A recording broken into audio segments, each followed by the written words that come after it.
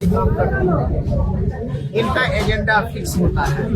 ये इनके एजेंडा का एक बड़ा हिस्सा आरएसएस के द्वारा गाइड होता है, तो इसलिए मैं उनको कभी निष्पक्ष नहीं मानूंगा। अगर निष्पक्षता होती तो रोशन सर जेल ही नहीं जाते। विवाद हुई, छोटे से विवाद हुए, पोस्टर, जो हमको जितनी जानकारी है उस अनुसार मैं कर रहा हूँ। मैं इस पे बहुत गहन बात नहीं कर सकता हूँ कि जो मान लीजिए पोस्टर फाड़ा जाना, हाथापाई होना, मारपीट होना, गार्ड को पीटना, यही ना जो सामने हम लोग देखे हैं। इतना पर दोनों टीचर जिनके बीच विवाद हुआ, दोनों को प्रशासन अपने क्या कहता है सामने बैठा करके बिल्कुल विवाद को या तो निपटा देते, या तो एक तरह दोनों को जेल भेज देते, या दोनों को एक साथ बेल दे देते।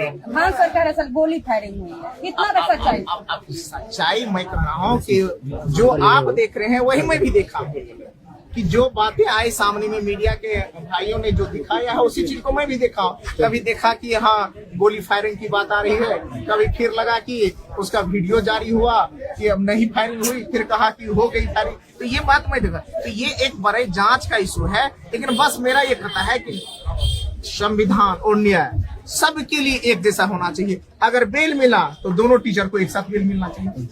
बिल्कुल सही। अगर जेल भेजे जा रहे हैं तो दोनों के एक साथ जेल भेजे जाने चाहिए। कहीं सर खान सर ऐसा तो नहीं जो कानून व्यवस्था को खरीद तो नहीं ली?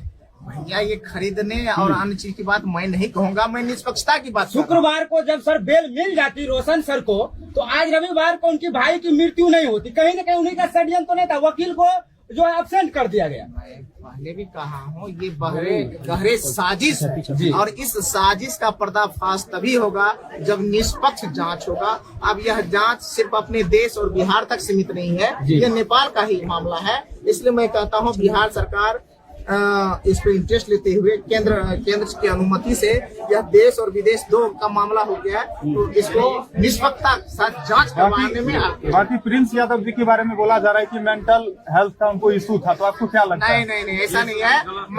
मैं खुद प्रिंस जो है छोटा भाई है। कई बार बाजार समिति जब मैं जाता था तो मेरी भी हम मुसलमपुर हाट मैं खुद मिला हूँ। हम लोगों के साथ बैठना भी होता था, कभी कभी मिलते थे, सब आदमी बैठते थे, और मुझे तो ऐसा कभी कोई नहीं पता है। अभी परिवार के साथ भी गए तो परिवार के लोगों ने किसी ने कुछ नहीं कहा, बिल्कुल स्वस्थ है।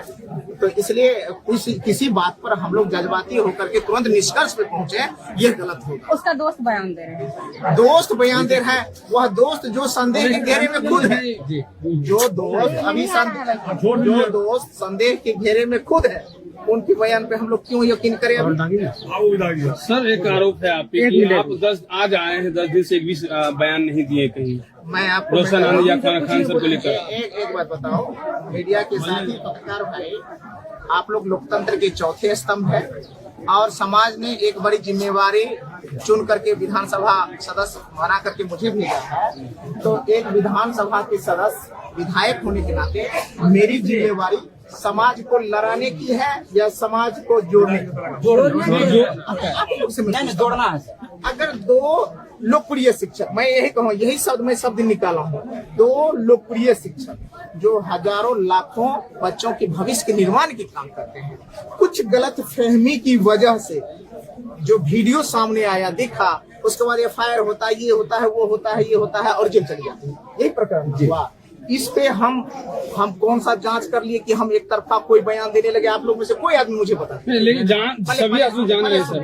मैंने ये कहा कि जब तक कोई बात नहीं होगी, हाँ, जब भी मीडिया के साथी आप ही की तरफ पटना में हो या कहीं मुझसे पूछे हैं, तो मैंने कहा कि दोनों लोकप्रिय शिक्षक हैं, कुछ गलत फहमी हुई है। दोनों शिक्षक से हम अनुरोध करते हैं, प्रशासन से अनुरोध करते हैं, गलत फहमी को दूर करते हुए बच्चों के भविष्य निर्माण के लिए अपने क्लासरूम जाएं। आप मेरा वीडियो सुन सकते हैं। तो कहता है कि जब जिम्मेवारी आपकी बड़ी होती है तो आप कुछ बोलने में थोड़ा सा आपको होता है। हम ये कह दें, ठीक है कि हम कोई आरोप, अभी आप हमसे कुछ भी पूछेंगे तो मैं कहूँगा कि निष्पक्ष जांच हो। सर एक सवाल है, प्रिंस का जो ये हत्या हुआ है या संदिग्ध मौत हुआ है, इसमें कहीं ऐसा तो नहीं लग रहा कि सुशांत सिंह राजपूत की तरह इसके केस को भी दबा दिया जाएगा? इसमें आप कहाँ तक साथ देंगे? लोकतंत्र के चौथे स्तंभ आप लोग हैं। आज मीडिया के सभी साथी जिस तरह से मुखरता के साथ छोटे भाई प्रिंस की न्याय के लिए आप लोग कैंपेनिंग कर रहे हैं, हर जगह से आवाज आ रही है, मुझे लगता है यह मुखरता बनी रहेगी तो न्याय मिलने से कोई रोक नहीं सकता है और इसे दबाया नहीं जा सकता है। यह दब जाएगा तब जब हम लोग चुप हो जाएंगे। बहुत सही बात आपने कहा सर, लेकिन रोशन आनंद जब जेल गए तो लोग कैंडल में